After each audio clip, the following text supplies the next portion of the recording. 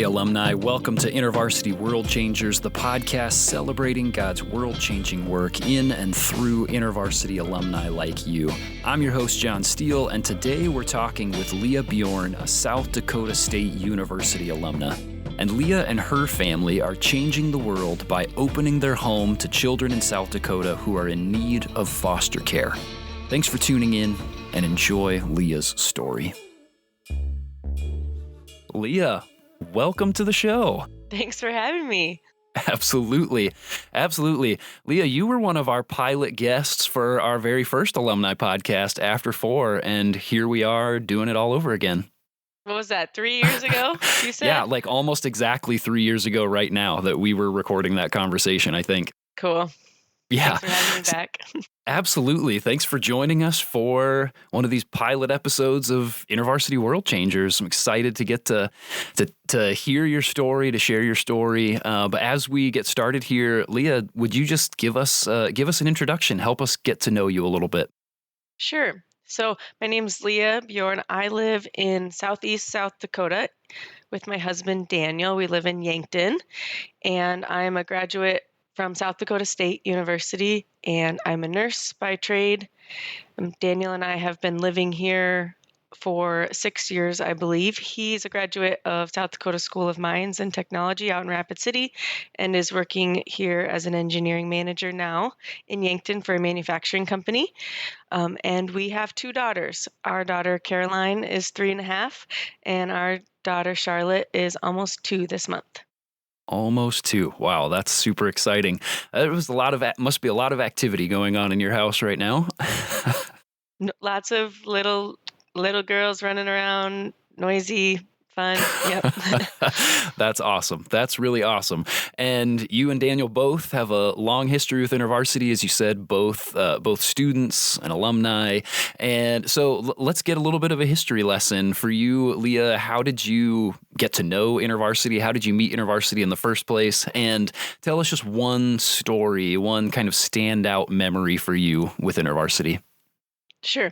So I went to South Dakota State not looking for a campus ministry, not really even knowing about campus ministry. I was raised in a church attending home and had been to Bible school and church camp and things like that growing up. Sure. But wasn't necessarily looking for that when I showed up on campus.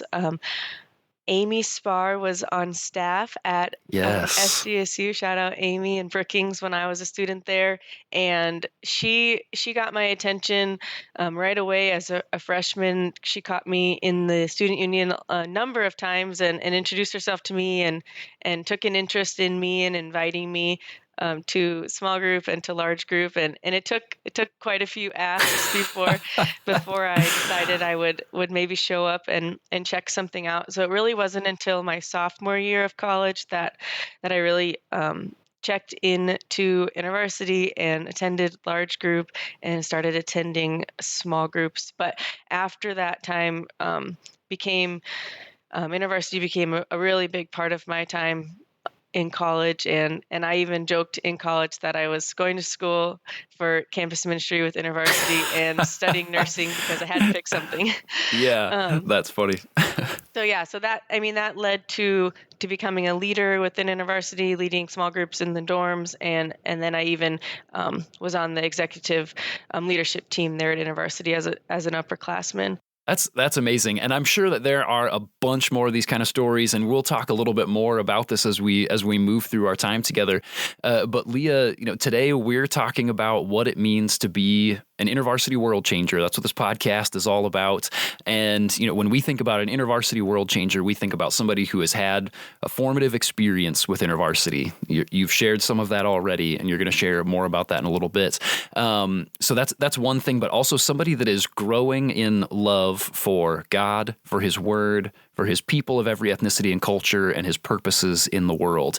That when those things are happening, that's somebody that we look at and say, this is somebody that's participating in God's world-changing work. And we could talk about that from a number of perspectives in your life and the things that you're experiencing, the work that you and Daniel have done professionally and how that's lived out in those spaces.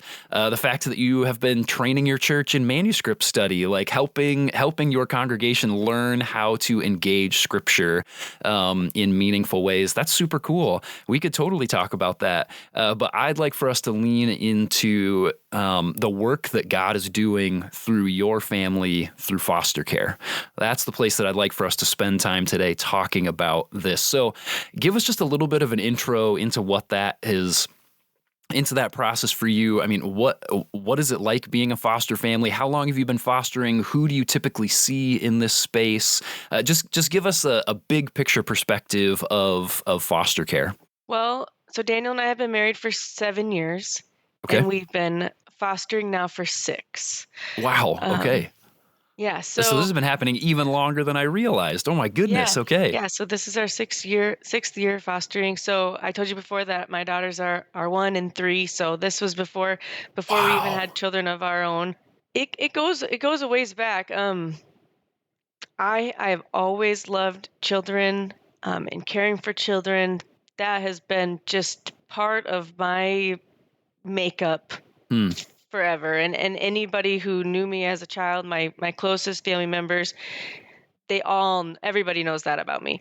I was always caring for kids, babysitting, nannying, and not even just like in that formal role, but I was just drawn to the children in the room, no matter where we were, in the mall, at a wedding, always noticing the babies, always noticing the children. So that's just who I am. That's who I've always been. And I was exposed, you might say, to some foster families growing up that was impressionable on me. We had a family in my home church growing up who always seemed to have different kids staying with them, and especially little ones. And I often served in the nursery at church. That's where I loved to be. And they seemed like they always had a baby or something with them. And so I was exposed to that a little bit. And then one of my mom's dear friends growing up, her and her husband fostered babies through, I think, like Lutheran Social Services, one of those. And they just always had a baby, and then the baby would leave, and then another baby would come. And I just love babies. And so that, like as I process my story now, I think back to those things. Okay. When we started fostering, I maybe wouldn't have talked about those stories, but I've been asked this question before. So I certainly think that those things weighed in. So I knew that God, had created me this way. I absolutely wanted to be a mom, have, children of my own, have friends with children, and care for them. What does that look like?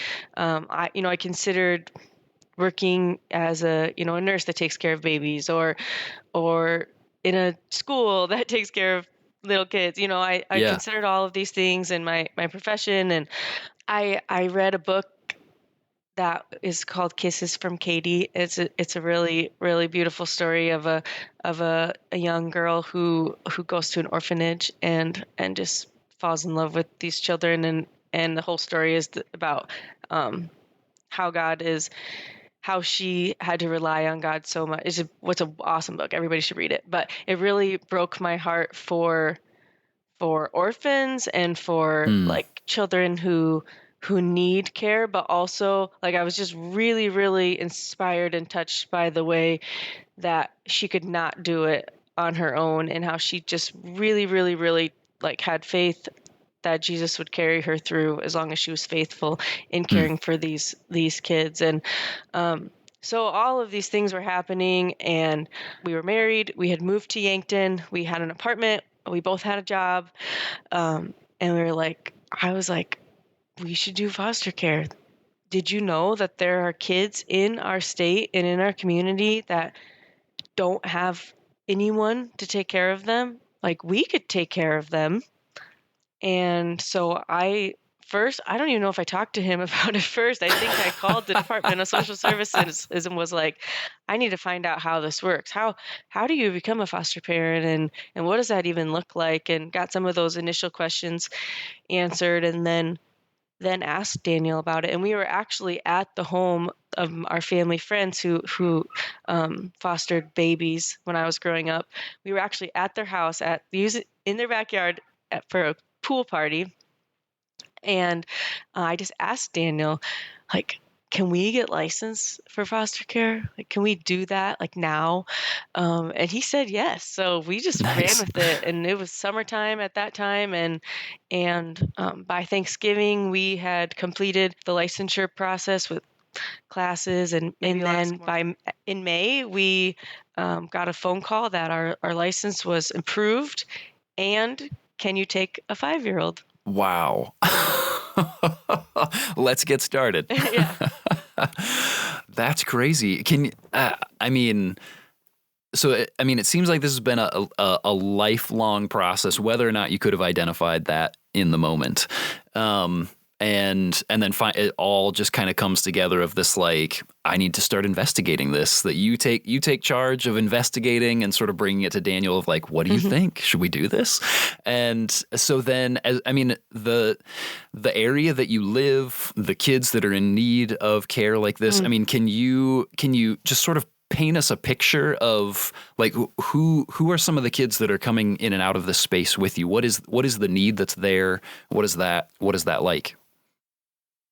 Children in foster care are straight home from the hospital sometimes. So just, 2 days old sometimes, all the way up to when they turn 18. And in some cases, even after they've turned 18. But all demographics, and I know that's true all over the state. It's temporary. So we have had children in our care for as short as 1 night. And the longest that we've ever had children in our care was our first placement, and I think she was here for 7 months. Okay, wow. And I know families around here who have had kids in their care longer than that, a year or even longer than that. And do you know that going in? Like, do you have a sense of how long the need will be? Or is it sort of like, hey, thanks for doing this. We'll let you know when it's time for them to transition to the next step? Yeah, you really don't know. Okay. You usually don't know much at all when you say yes. So usually it looks like law enforcement has gotten involved with a family that has led to the parents being unable to care for the children because they probably got arrested or something happened to them, and there's children there. Okay.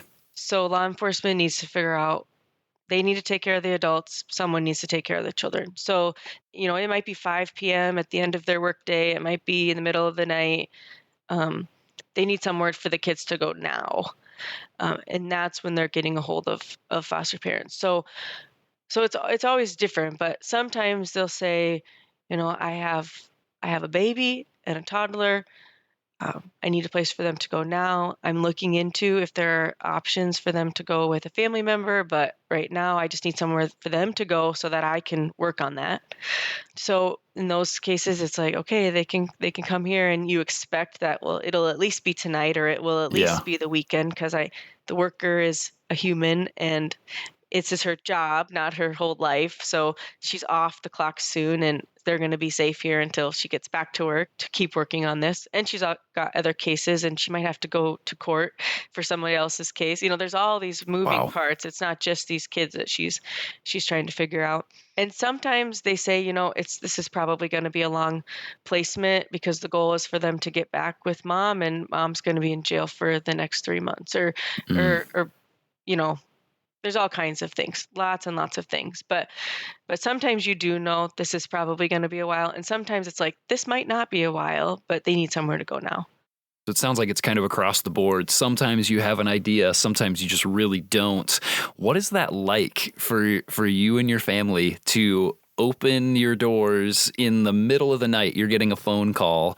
And what has that been like for you all, inviting people into your home for relatively unspecified lengths of time that you don't have any previous emotional connection to, and just saying like, yep, come live with us. I mean, what has that experience been like for you? I love it. We have a beautiful home here. We have space. We're always, my mindset is we're always ready. Um, we've got extra beds. We know how to get ready real quick for kids, but it changes things. But I always have it in the back of my mind when I'm thinking through our week, like what would it look like if we got a call? What types of things would I need to, get prepared in order to be ready to take a call? It's less comfortable for Daniel.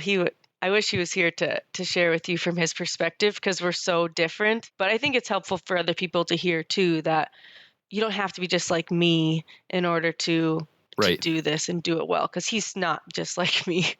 Um, and it's his desire to do it too. He would tell you that he loves doing foster care, but we're very different. Yes. Yeah. Which is an interesting part of, following Jesus together as opposed to like being on your own. This is what God has called me into. So I'm just going to go into it full bore of like your sort of individual and communal callings may not be exactly the same, but because you are doing this together, you are committed together to making this work. Even if one of you is particularly passionate about it and the other one is like, I believe in what we're doing, but I don't have the same kind of passions that, that Leah does, that there is this mutual partnership that's going on while also acknowledging that you're different. And that's a fascinating part of following Jesus together as a family. Yeah, that's very true of us. That's amazing. As you think about, what's it like when it's time to say goodbye? When it's time for a kid to move to the next stage, what's that like for you all? That's the piece that everybody gets really, really hung up on. And that's like the number one reason that I hear people say that they couldn't do it or they're unwilling to do it because it would be so hard when they leave. It can be hard when they leave, but it also can be, it's lots of things. Sometimes it's sad. Sometimes it's like selfishly sad because I really enjoy them being here, and I have this selfish, sinful thinking that I'm the best thing for them and they need me. That makes it sad, but that's something that like we have to work through. That's not Jesus's heart. That's me thinking I'm better and I'm the best mom for this kid when I'm not, or it's out of my control. So, but there's lots of other things. Sometimes it's a relief, and I don't like, that's okay to feel that way. This has been a really hard season. We had 5 extra kids in our home for a month, and now they're going elsewhere. We can have our family back for a little while, and that's okay. And we can just hang out together. We can just catch up on all the things. We can, so sometimes it's a relief. Sometimes it's like so sweet that they get to go back to a family member who has been working really hard to get them back. A parent, a grandparent, an aunt, something like that. And that can be so sweet. So it's a lot of different things. Usually you don't, oftentimes you don't have a lot of warning. So that can be a hard piece of it. It can go really fast. Like you could know, okay, today we have court, and there's like 2 options usually when they go to court. It's like either you're going to have them for another month until the next court date, or they're going to go back today. So in foster care, there's a lot of like living from court date to court date, and that's just a hard piece of it. But what I do believe and what I work really hard at is being faithful while they're in my care. So it's out of my control when they leave, and it's out of my control if they leave or where they go. I really don't have much of a say in that, but that's not my role. I'm not the judge or the caseworker. My role is to be the foster parent. My role is that when they're with me, their needs are met, they're seen, they're loved, they're listened to, they're protected. I'm consistent. I do what I say, and I say what I'll do. I pick them up when I say I'm going to pick them up. There's always supper. Though that's my role. So I try not to get too caught up on all of those pieces and decisions. And I think a lot of the foster parents that are really struggling can have a lot of anger about what was decided, and if they think that was the right decision, and all of those things, and that can make your heart really hard, and be really hard to, that if that's where you're hung up. And so I really just focus on being faithful, stepping out in faith to say yes, and then being faithful with the time that they're in my care. And these kids, they don't need you to be perfect. They don't need you to save them. They don't need you to fix them. What they need from us is somewhere where they can just be safe.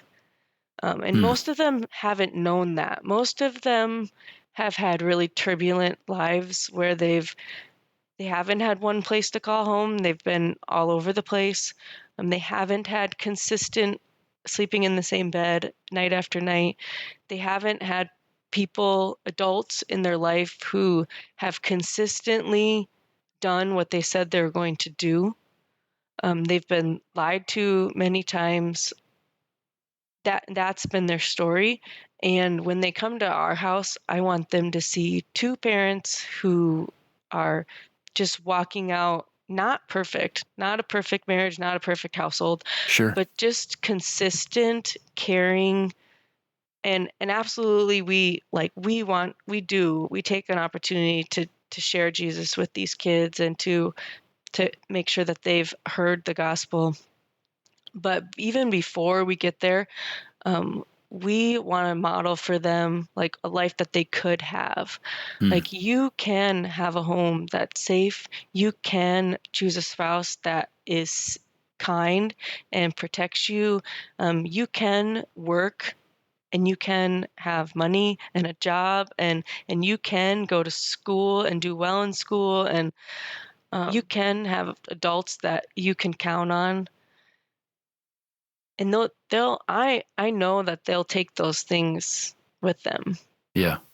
Yeah. So it sounds to me like the ultimate goal for you as you and Daniel, as your family as a whole is fostering and welcoming people in, is that you're providing safety, consistency, and even if you can't control what happens next, what the next step is for them, that you can model what could happen down the road.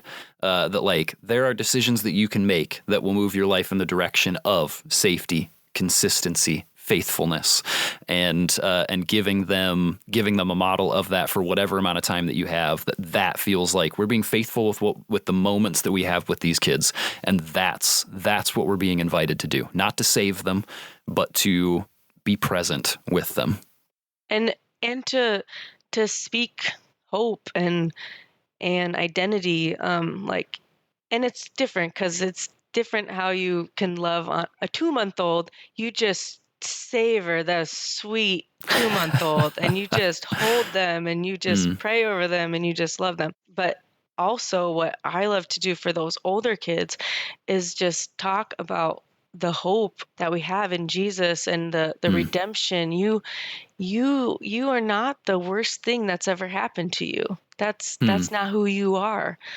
Like they'll talk openly about how it's different at their house, and how, the negative, sad things that they've seen and heard, and we'll talk about that doesn't have to be that way for you forever. Right now you're a kid, and that's your family, but it's not the only way, and this isn't your whole life, and that doesn't define who you are.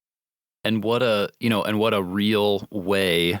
We're in James talking about faith and works, and what good is it if you tell your brother who's hungry, be blessed, go be warm and well fed, but you don't do anything to provide for that need. Like, what's the good? What's the good of that?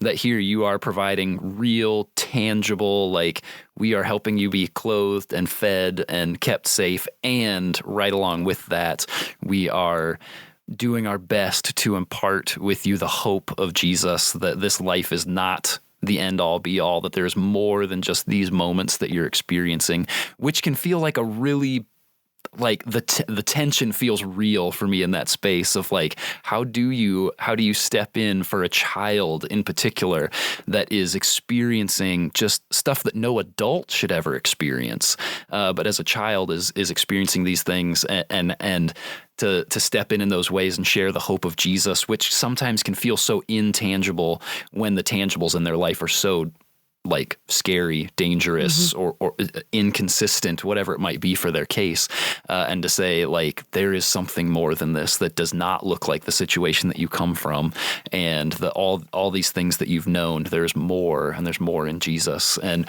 what a cool place that you get to share both of those things, real, tangible, like.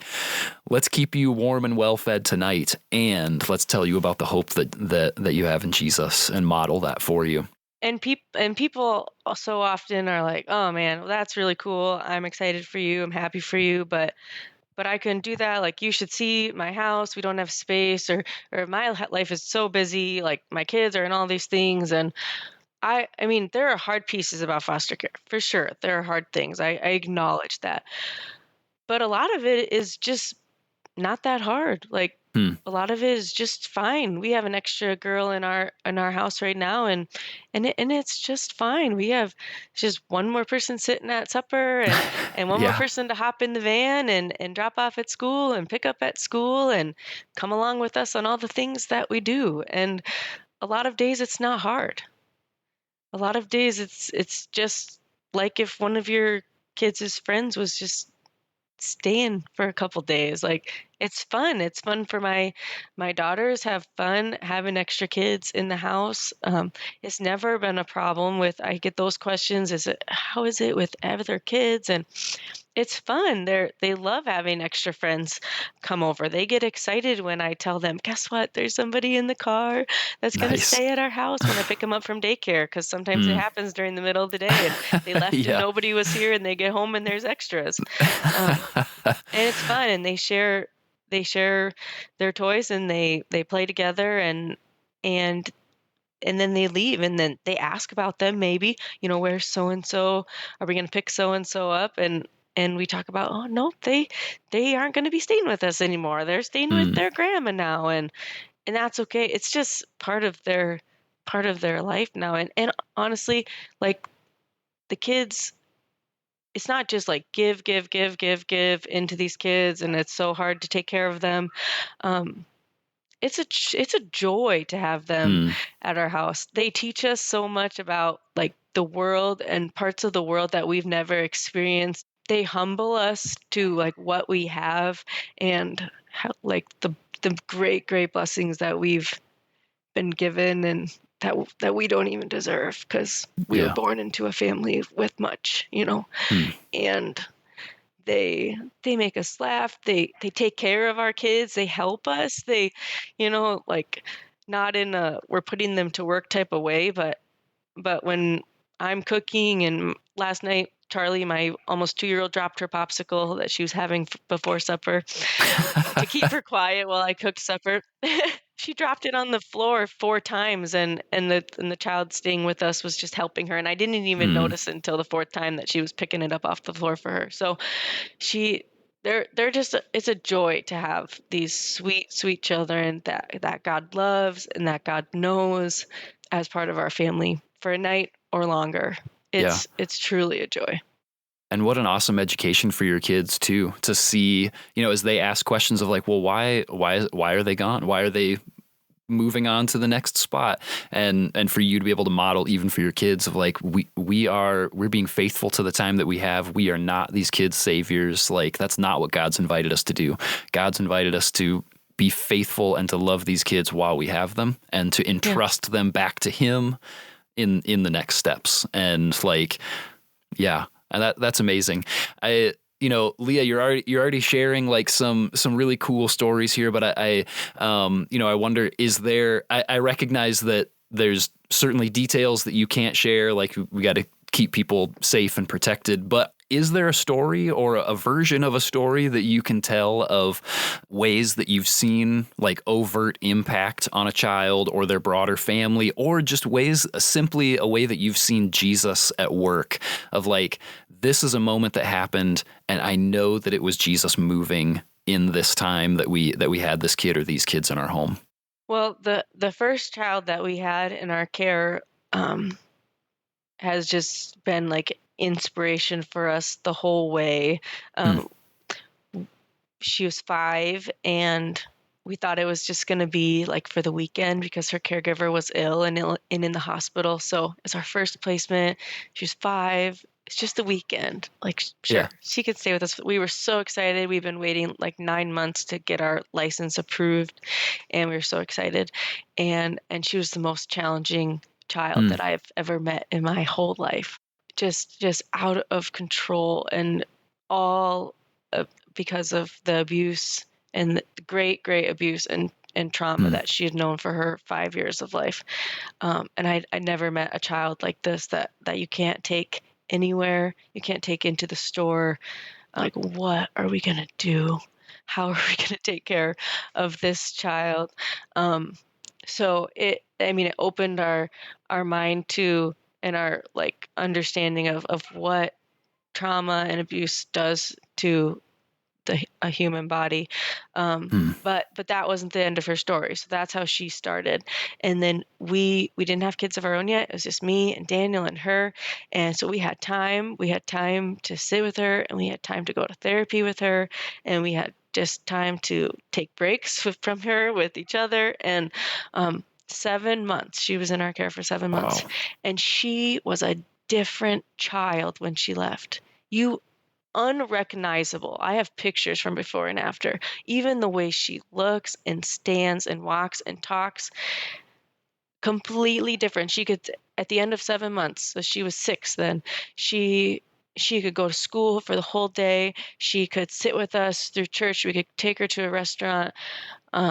You could understand her when she spoke. She was potty trained. She was sleeping through the night.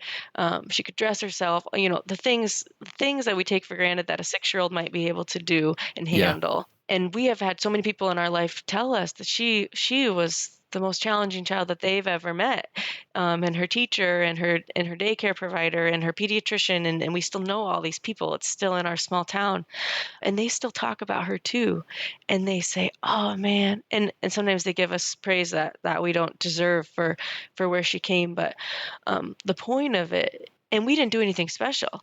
We did nothing special for her besides just be consistent and provide for her needs and not harm her. And it was just amazing, the transformation. So we know what just consistently showing up for a child and just providing their very, very basic needs, even if that's all you can do, that makes such a difference. And her life is completely different. And she got adopted by family who is wonderful and has stayed in contact with us. So we still get updated school pictures from her, and we send her birthday gifts, and she's got family here in town. So she comes back to visit, and we get to see her, and it's all that we need to know that this matters, that these kids matter. And it is certainly worth our time and investment. Wow. That's unbelievable that you were thinking a weekend and here ends up being all of these months and a time. I would have to imagine that was just as much. Well, maybe I shouldn't say it that way. I would have to imagine that was also extraordinarily formative for you and Daniel. That time of like your very first experience ends up being the most challenging child that you've had up to this point. Yeah, and in 6 years. Yes, in the 6 years, it's the first one, and to see such a drastic transformation, and to be someone that you still have contact with, and you get to see, and that it was that this was happening because the two of you were faithful in the simple ways that God invited you to be faithful. And she's thriving now. And Jesus knew the whole picture. Absolutely. Jesus knew the whole plan. Yes. And he knows the rest of her plan. And that wasn't the end of her story. And there's just so much more for these kids. I love that, man. That story got me. That's amazing. Is there, wow, where do I go from there? I mean, so is there transformation that you see happening even like broader community because of the work that you're doing, the investments that you and your family are making? Like, are there ripple effects that you can see in the people that you're connected to?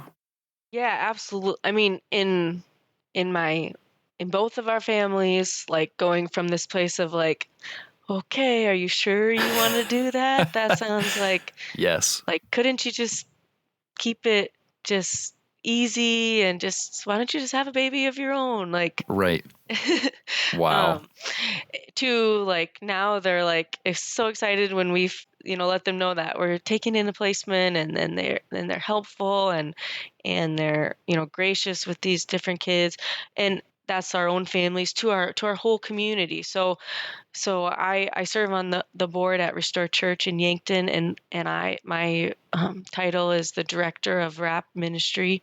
Okay. So I started a ministry here in Yankton to serve the foster families and the children in foster care. So through our experience, we've really seen just a great need for support for foster families. So because it is hard, Mm-hmm. and so that they can continue to say yes, um, and because these kids don't have a village of support like our friends and family do. So we're really just trying to be that support for the foster families and the children in care. So we build teams of support that we call it wrap around them. WARP, it stands for words of encouragement, respite, acts of service, and prayer. So we wrap around the foster families in our community. I started it's through Restore Church, and it's called Restore Foster Closet. So we have donated items so that we can make sure that all children that come into care can be set up right away with clothes and shoes and coats and toiletries and diapers and all the things that they need when they first get dropped off. Because usually when kids come into foster care, they don't bring anything with them. Okay. Usually law enforcement just grabs them and brings them over. So we set them up with nice things right off the bat. And that's a big support to the foster family, not because foster families can't afford those things or buy those things, but when those kids get placed with them, there are so many things that they're just trying to make sure those kids are okay and make sure that they have a plan for in the morning for childcare or school. They're communicating with caseworkers and letting their work know that they're going to be late, and all of these things that they have to do in those first Right. 12 hours that they don't always, and maybe there's extra kids, it's the middle of the night, whatever. It's hard to just take them shopping or whatever. So we just show up at their doorstep with a bag that was packed just for them in their size and gender. And we say, thank you for taking care of these kids. We are so grateful for you. Wow. Here's some things to get you started. We have a deep freeze there at the foster closet. So we keep it stocked with meals that the community has provided. And we say, here's supper. Because I know that was the last thing on your mind and these kids are hungry. Right. So that's what I've been through that. I've been trying to just really build support for our foster families, a sense of community amongst our foster families. Like, hey, we get this. Yeah. We're in this together. We know the hards. We know the goods. You don't have to explain yourself to me. You can call me when you're frustrated. I won't talk you out of fostering. I'm in it with you. If you need a break, I'll watch the kids in your care so you can have a break. Like, let's just be each other's village. So that's been wonderful. We've used it just to spread awareness. Like, did you know that there are 25 kids in Yankton today that are in foster care? A lot of people don't know that. Wow. And I know them. I know all of them by name. I've met them all. I know the families that are caring for them. And so just raising awareness, and just through our church and through our community and the newspaper and the radio and just all the ways just to get the word out that there is a great need here, and our community can support this. There's 17,000 people in Yankton, and there's 25 children in foster care. Like, we can take care of them. Yeah. That it feels like the odds are in your favor of being able to like have a community of people to place 25 kids with Yeah, and you would be 17,000 people. surprised at how hard it is to find placements. Wow.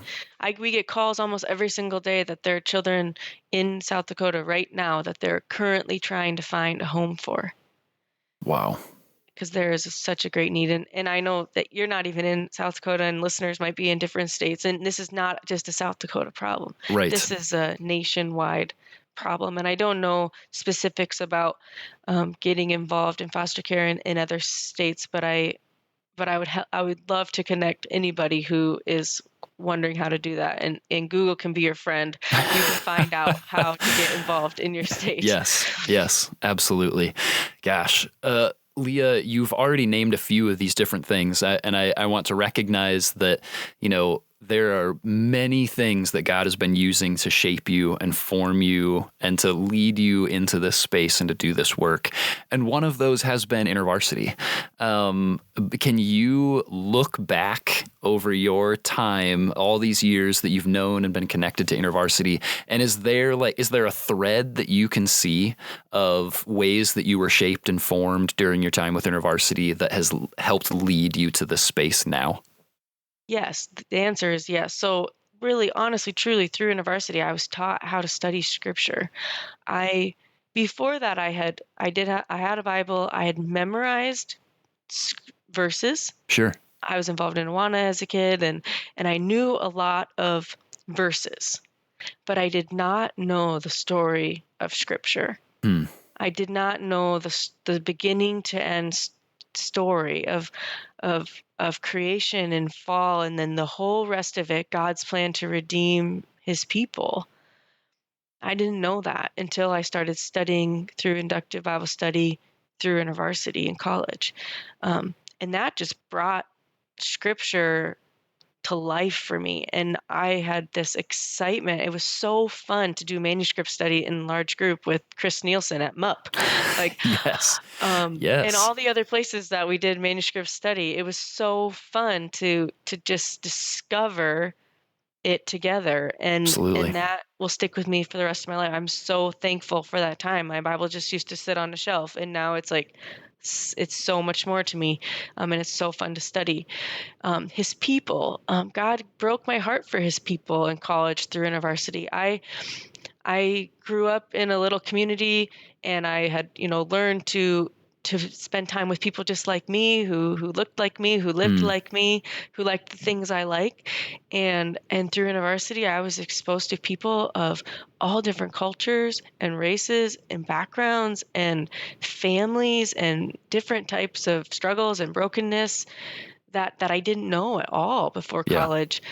And it was so good for me. I fell in love with a girl from Bangladesh who lived on campus who was Muslim. And without InterVarsity, I would have never fallen in love with this friend.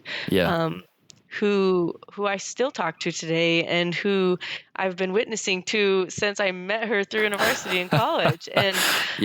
And and other friends from Ghana and friends from Jamaica, real friends with names in my mind right now. That I would have not had a love for, and that just shaped me more and grew me as a person, and grew my view of God and his people, and his purpose. His purpose to redemption is just such a big piece of my faith, and the way that he redeemed me, he redeemed my identity in college was really I was a believer in Jesus absolutely before I came to college, and I believed that I was saved. I believed in his death and resurrection, and accepted that for the forgiveness of my sins. So I do believe that I was saved before that, but it was just really transformational for me in college, and just really understanding my identity wasn't in who other people think I was and the accomplishments that I had and the mistakes that I had made. He really redeemed that to who he is and who he's called me to be. And through that redemption, in my call to serve him, and that's carried on through my life. And and just really the way that I interact with people now and the way that I do ministry, um, is really in that redemption. When people are hurting and people are struggling, this isn't God's best for you. Mm. This isn't the end of your story. God's, you know, the scriptures aren't this book of rules to make your life hard. This scripture is um, God's way of sharing his best for you. Mm. If you're living outside of this, you're going to face really hard things. And that's been a big part of my ministry. And there's hopefully lots more of it yet to come. Absolutely. Wow.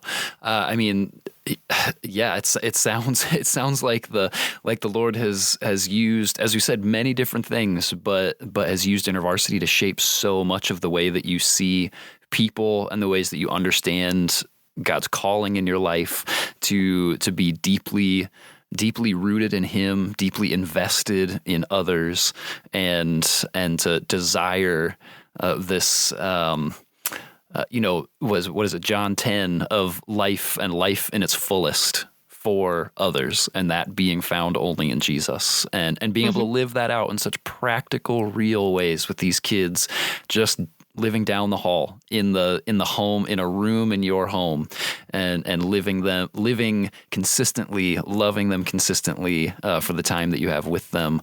It's just amazing to see the ways that those things, that transformation has been happening and will continue. I'm sure that if we talk to you 10 years from now, after these 10 years that God's been working in these ways, that 10 years from now you'll look back and say like, wow, and I can see all these other ways that God has continued to shape these things for me. And as you think about other alumni like you who are walking in their own spaces, their own context, that God is king of those spaces and that he is transforming the world around them in those places, do you have a word of encouragement that you would give to other alumni who are sorting out what it looks like to partner with God in his world-changing work? I was thinking about this, and I think there's a few pieces of it, but who has God made you to be? Like, what has he specifically given to you? Whether, that your gifts and your, the things that bring you joy and excite you, God made you that way. So you can step into that. And then in that space, be faithful to him. So your space might not be foster care. Your space is probably elsewhere, but just be faithful. So you don't have to have all the answers. You don't have to, like your worth is not in like what it becomes. And you just need to be faithful where you're at now to him. And like the verse that I always come back to with purpose and that I would encourage people with, it's 1 Peter 3:15, and it says, honor Christ first and always be prepared to give an explanation for the hope that you have, but do this with gentleness and respect. Wow. So your identity rooted in Christ, in his death and his resurrection, and always be prepared to give a reason for the hope that you have, but do it with gentleness and respect. People are going to notice that you're different. People are going to ask you why you do what you do, and be prepared. Speak to the truth that is Jesus and the hope that you have in him. Yes. Wow. And what is the context that God has put you in to do those exact things? And like, there you go. That's how you get to partner with Jesus in his world-changing work, is doing those things in the context where he's placed you. And that feels so like, I know it's not simple. It's certainly not easy, but it does feel like, okay, those feel like things that I can start to identify and that I can start to apply. And I love that. That's incredibly encouraging. Leah, how can we be praying for you in the work that you're doing? How can we partner with you well in encouraging you in continuing to walk with Jesus in this world-changing work? Thank you. Well, I'm encouraged just sharing with you today. So thank you for letting us share about Absolutely. our journey. And I would welcome prayer for more people to say yes. I'm always praying like, Lord, just break people's hearts for your children, break people's hearts for the things that break yours, and would more people just say yes? We need more people to say yes to letting a child stay at their house for a short period of time to be safe, all across the country. So I'm always praying for that. You can pray for my family, just that we would just be united together. For Daniel and I, that we would be united together, that we would not let the hard parts of taking care of extra kids and busyness and all of the things come between us, but that we would stay united together first, and that our heart would just be grown even more for these children, and that we would just not miss any opportunity to care for them and share truth with them. Yeah. Wow. Absolutely. And just in case there are people listening to this who are like, oh, I feel like maybe something is sparking in me, not only for growing in partnering with Jesus and his world-changing work in my context, but maybe specifically for doing foster care. Is there like a simple first step that people can take that you can just like, hey, do this, and it will start you down the road of investigating this?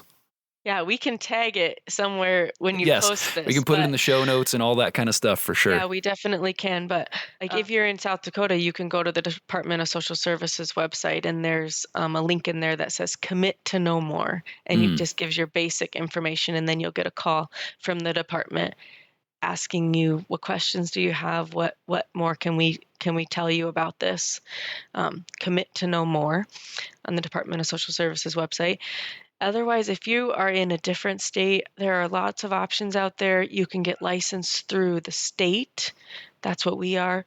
You can also get licensed through different agencies, all different options. Just start asking questions. The answers are out there.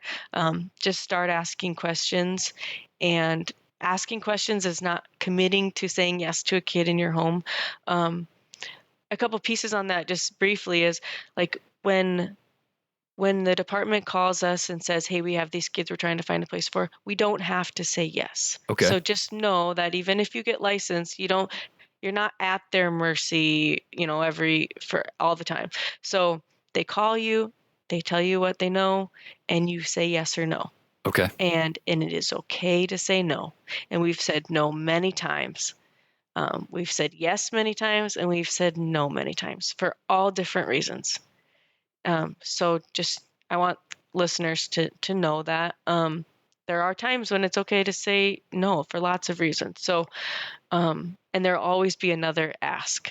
So one day I got asked in the morning for newborn twins. Oh, wow. And then in the afternoon for 2 teenagers. Like, okay. And I, probably said no to both of those, but it is okay to say no. And we, like in our house, we have had, and you can like have limits on what you're willing to do. You only want to take boys. You only want to take girls. You won't take more than 2 at a time. You'll only take babies. You'll only take teenagers. I mean, you get to decide who's going to come into your house. So, and Daniel and I we've had sets of twins twice. We've had brand new baby straight home from the hospital, and we've had 17-year-old teenager with a job. Nice. We've had up to 5 siblings at a time, all different types. So there's a need for all of them. Yes, that's awesome. Incredibly helpful, and nice to have some clear, simple next steps that people can take if they would like to do this specifically. So thanks a lot for that. Leah, thank you so much for joining us yet again for an early episode of a new alumni podcast. And thank you so much for sharing your story about the ways that you're partnering with God. It's amazing to see the work that God is doing, and it's super cool to know that he's invited you to be a part of that. And I just want to say, if somebody hasn't said thank you to you recently, then let us be the ones to say it. Thank you, Leah, for the ways that you are faithful to Jesus. Wow. And thanks for the ways that you do what God has invited you to do in such loving, practical, real ways that just mean a lot. It's awesome to see alumni like you doing this kind of stuff. So thanks a lot. Thank you, John. Thank you, guys. Thank you. Thanks for tuning in, alumni. Check the show notes for more information about today's guest and for ways that you could be praying for your fellow alum. If you know someone who needs to hear this story, take just a moment to share the episode with them, and then be sure to leave us a rating and a review as well. Now go change that world, alumni.